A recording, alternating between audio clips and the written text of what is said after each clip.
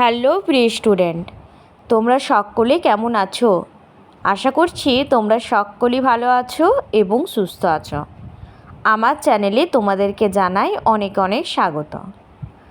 আজ আমি তোমাদের দ্বাদশ শ্রেণীর পাঠ্য কবি জীবনানন্দ দাশের লেখা তিমির হননের গান এই কবিতাটির কিছু গুরুত্বপূর্ণ প্রশ্ন নিয়ে আলোচনা করব। আমি আমার আজকের যে ভিডিওতে প্রশ্নগুলো বলবো তোমাদের সাথে আলোচনা করব, সেই প্রশ্নগুলো ছাড়া কিন্তু এই কবিতা থেকে আর কোনো প্রশ্ন হতেই পারে না। তাই তোমরা ভিডিওটি শেষ পর্যন্ত দেখতে থাকো। অনেক প্রশ্ন তোমরা জানতে পারবে, অনেক গুরুত্বপূর্ণ প্রশ্ন কিন্তু রয়েছে এখানে। তার আগে আমি তোমাদেরকে বলবো, তোমরা যারা আগের আমার ভিডিওটি দেখোনি, অর্থাৎ এই যে তিমির হননের গান এই কবিতাটি যখন আমি লাইন ধরে ধরে ব্যাখ্যা করেছি, সেই ভিডিওটি যারা এখনও পর্যন্ত দেখোনি একবার গিয়ে ওইটা অবশ্যই দেখে নিও। কারণ যদি তোমরা কবিতাটির মানেই না জানতে পারলে তাহলে প্রশ্ন উত্তর পড়ে কোনো লাভ নেই, তাহলে কিন্তু শুধু মুখস্থ করতে হবে। কিন্তু একবার যদি তোমরা কবিতাটি বুঝে নাও তাহলে তোমাদের কাছে সহজ মনে হবে প্রশ্নগুলো। তোমাদের দ্বাদশ শ্রেণীর যে কয়েকটা কবিতা রয়েছে, গল্প রয়েছে, সমস্তটাই আমি দেওয়ার চেষ্টা করছি আমার এই চ্যানেলের মধ্যে। তাও তোমরা একটু আমাকে বলে যাবে তোমাদের কীরকম ভিডিও চাই, কোন কবিতাটি দিলে ভালো হয়, কোন গল্পটা দিলে ভালো হয়, কোনখান থেকে প্রশ্ন দিলে ভালো হয়। এই সমস্ত কথার উত্তর কিন্তু তোমরা অবশ্যই আমাকে কমেন্টের শেষে লিখে যাবে, তাহলে আমি জানতে পারবো তোমাদের চাহিদাগুলো। চলো আজকের প্রশ্ন প্রথম যেটা রয়েছে সেটা নিয়ে আলোচনা করি। দেখো, তোমাদেরকে উত্তরগুলো দিয়ে দেওয়ার আমার মানে একটা ভিডিওর মাধ্যমে যদি সব উত্তরগুলো আমি দিতে যাই তাহলে ভিডিওটা অনেক বড় হয়ে যাবে, আর সেটা কিন্তু তোমাদেরও দেখতে বোরিং লাগবে। তাই আমি শুধুমাত্র প্রশ্নগুলো তোমাদেরকে বলে দেব, তোমরা চেষ্টা করবে বই থেকে বা গুগল থেকে, এআই থেকে, যেখান থেকে হোক অ্যান্সারগুলো খুঁজে নেওয়ার। প্রথম প্রশ্ন, পরস্পরের সাথে দুদণ্ড জলের মতো মিশে।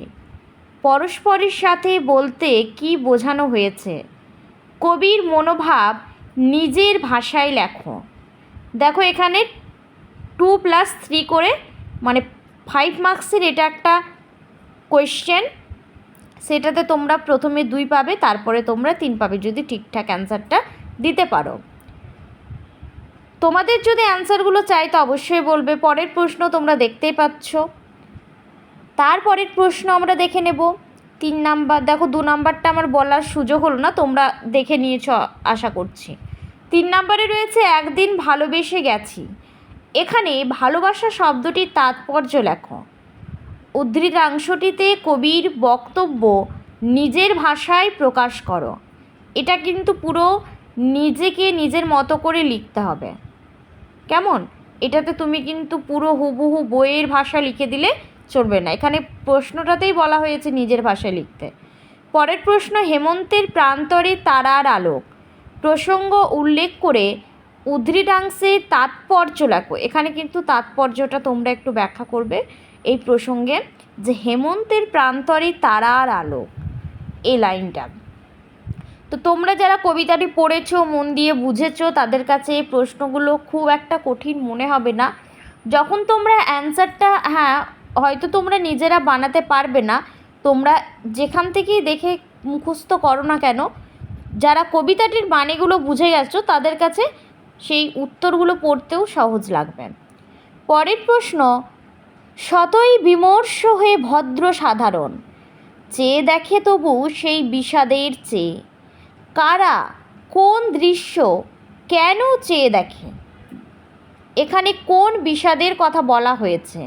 কতগুলো প্রশ্ন এখানে রয়েছে তোমরা দেখতেই পেলে। তারপরের প্রশ্ন রয়েছে, জীবিত বা মৃত রমণীর মতো অন্ধকারে মহানগরীর মৃগনাভি ভালোবাসি। উদ্ধৃতাংশের তাৎপর্য ব্যাখ্যা করো। এটা কিন্তু একটা গুরুত্বপূর্ণ প্রশ্ন, তোমরা ইম্পর্টেন্ট বলে লিখে নাও সাইডে।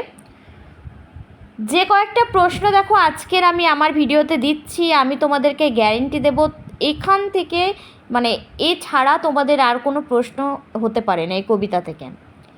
তারপরের প্রশ্ন, কবি জীবনানন্দ দাশের কবিতায় নক্ষত্র চেতনা কিভাবে প্রকাশ পেয়েছে তা আলোচ্য তিমির হননের গান কবিতা অবলম্বনে লেখো। এটাও কিন্তু কিছুটা নিজের ভাষায় কিন্তু প্রকাশ করতে হবে। দেখো আমি তোমাদেরকে একটা টিপস বলে দিই অ্যান্সার লেখার ক্ষেত্রে। অ্যান্সারটা তোমরা কিন্তু একবারই থরলি লিখে যাবে না, অ্যান্সার একটু প্যারা চেঞ্জ করে করে লিখবে, পয়েন্ট আউট করে লিখবে। যত চেষ্টা করবে পয়েন্ট আউট করে লেখার, প্যারা চেঞ্জ করে লেখার, ততে কিন্তু টিচার্সদের চোখে পড়বে এবং তোমরা ফুল মার্কস পাবে। অ্যান্সার লেখার কাছেও কিন্তু অনেক কিছু আছে, তোমরা মুখস্থ করে গেলে লিখে দেবো, সেটা করলেও কিন্তু নাম্বার পাওয়া যায় না। পরের প্রশ্ন, সেই যে টেনে আজও খেলি, সেই জের বলতে কিসের জের বোঝানো হয়েছে? আজও খেলি কথাটির তাৎপর্য কী? এখানে প্রথমে তোমরা 3 নাম্বারের একটা উত্তর দেবে, 3 নাম্বারের মতো করে, তারপরে তোমরা তাৎপর্য কী সেটা লিখবে। আজও খেলি কথাটির তাৎপর্য, এখানে কিন্তু 2 নাম্বার রয়েছে, তাহলে 3 + 2 হয়ে গেল 5। সমস্ত প্রশ্নগুলোই আমি 5 নাম্বারের প্রশ্ন দিচ্ছি, যেহেতু তোমাদের 4th সেমিস্টারে সমস্তগুলোই এবারে বড় প্রশ্ন আসবে পরীক্ষাতে, তাই না? তারপরে নেক্সট আমরা দেখে নেব, আরও বেশি কালো কালো ছায়া, লঙ্গরখানার অন্ন খেয়ে কালো কালো ছায়া বলতে কি বোঝানো হয়েছে? তারা লঙ্গরখানার অন্ন খায় কেন? এটা কিন্তু 3 + 2 এভাবে কিন্তু কোশ্চেনটা হবে। লঙ্গরখানা মানে কি আমি কবিতার মধ্যে বুঝিয়েছি, যারা খেতে পায় না, যে দরিদ্র মানুষগুলো রয়েছে তাদের খাবারের ব্যবস্থা করা হয়, হয়তো ধরো একসাথে চাল ডাল সব সেদ্ধ করে খাওয়ানোর ব্যবস্থা করছে সরকার থেকে, তো সেই যে খাচ্ছে তারা সাধারণ শ্রমজীবী মানুষেরা, যারা খেতে পাচ্ছে না, যারা রাস্তার পথে ভিখারি হয়ে বসে আছে, তো তাদেরও কিন্তু খাবারের ব্যবস্থা করা হয়। তো সে জায়গায় গিয়ে তারা খাচ্ছে, কেন খাচ্ছে সে কবিতার মধ্যে যে ফুটে উঠেছে চিত্রটি, সেটা তোমাদেরকে একটু এখানে তুলে ধরতে হবে। নেক্সট প্রশ্ন, সেই সব রীতি আজ মৃতের চোখের মতো, কোন সব রীতির কথা বলা হয়েছে? সেগুলি মৃতের চোখের মতো বলতে কবি কী বুঝিয়েছেন? এটার কোয়েশ্চেনিংটা তোমরা দেখে নাও, 2 + 3 রয়েছে। প্রথমে তোমরা 2 নাম্বারের মতো করেই কিন্তু অ্যান্সারটা দেবে। যে তোমরা একটা জিনিস দেখবে, যেহেতু এখানে 2 নাম্বার রয়েছে, তোমরা কিন্তু এখানে 5 নাম্বারের মতো একটা অ্যান্সার লিখে দেবে না, 2 নাম্বারের মতো করেই লিখবে ছোট করে। তারপরের প্রশ্নটা যেহেতু 3 নম্বরের রয়েছে, তাহলে সেখানে তোমরা কি করবে, 3 নম্বরের মতো করে লিখবে। এই জিনিসগুলো মাথায় রাখবে কিন্তু পরীক্ষার হলে। তারপরের প্রশ্ন, এটা কিন্তু আগেও একবার দিলাম, কিন্তু এটা একটু দেখো ঘুরিয়ে দিয়েছে। মহানগরীর মৃগনাভি ভালোবাসি, কারা এ কথা বলেছে? এখানে যে মনোভাবের প্রকাশ ঘটেছে আলোচনা করো। ওটাও কিন্তু এই প্রশ্নটাই ছিল, এই উত্তরটাই হতো, কিন্তু একটুখানি কোয়েশ্চেনের মধ্যে চেঞ্জেস এসেছে। তোমরা আগেও যে কোয়েশ্চেনটা একটু আগেই পেলে, ওই কোয়েশ্চেনটাই কিন্তু এটা। দেখো আমি যতগুলো প্রশ্ন দিচ্ছি সেগুলো এদিক ওদিক করে ঘুরিয়েও আসতে পারে, এমন নয় যে আমার প্রশ্নটাই চলে আসবে, সেটা আমি বলিনি, ঘুরিয়ে আসবে, কিন্তু অ্যান্সার ওটাই হবে। তোমরা একটুখানি মাথায় বুদ্ধি লাগিয়ে কোয়েশ্চেনের অ্যান্সারটা লিখবার চেষ্টা করবে। কোয়েশ্চেনটা মন দিয়ে ঠান্ডা মাথায় প্রথমে পড়ে নেবে, বুঝে নেবে, তারপরে অ্যান্সারটা লেখার চেষ্টা করবে, কেমন? তাহলেই দেখবে অ্যান্সারটা খুব ভালোভাবে তোমরা লিখতে পারছো। তারপরের যে প্রশ্নটি রয়েছে, অর্থাৎ এই প্রশ্নটি খুবই গুরুত্বপূর্ণ একটা প্রশ্ন, তিমির হননের গান কবিতাটি কোন প্রেক্ষাপটে লেখা? 2 নাম্বার এখানে রয়েছে। কবি কেন তিমির বিলাসী নয়, তিমির বিনাশী হতে চেয়েছেন? এই লাইনটা মন দিয়ে পড়বে, এবং এখানে কিন্তু 3 নাম্বার রয়েছে। কবি কেন বলেছে তিমির বিলাসী নয়? তিমির মানে অন্ধকার, আমি বলেছি তোমাদের কবিতা পড়াতে গিয়ে। কবি নিজেই বলছেন আমি তিমির বিলাসী নই, আমি তিমির বিনাশী, বিনাশ করি। তো কেন তিনি হতে চেয়েছেন সেটা কিন্তু তোমাদেরকে একটু এক্সপ্লেন করতে হবে এই প্রশ্নের মধ্যে, কেমন? দেখো প্রশ্নগুলো কিন্তু খুব একটা কঠিন নয়, কবিতার মানে প্রশ্ন ঠিকই আছে।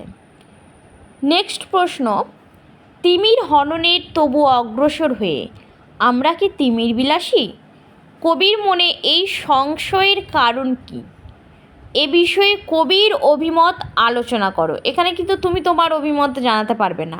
এখানে কিন্তু এই প্রশ্নের মধ্যে বলাই হয়েছে কবির যে অভিমত, কবির কি মতামত রয়েছে তিমির হননের তবু অগ্রসর হয়ে আমরা কি তিমির বিলাসী, এই কথাটির মধ্যে। তো সেটা তোমরা একটুখানি লিখে দেবে।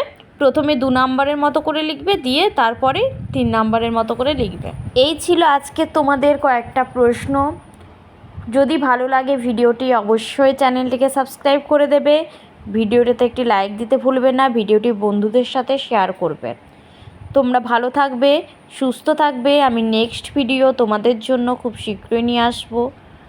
তোমাদের কীরকম ভিডিও চাই অবশ্যই কমেন্ট করে আমাকে জানাবে। আমার আজকের ভিডিওটি এই পর্যন্তই থাকলো। তোমরা ভালো থাকো, সুস্থ থাকো।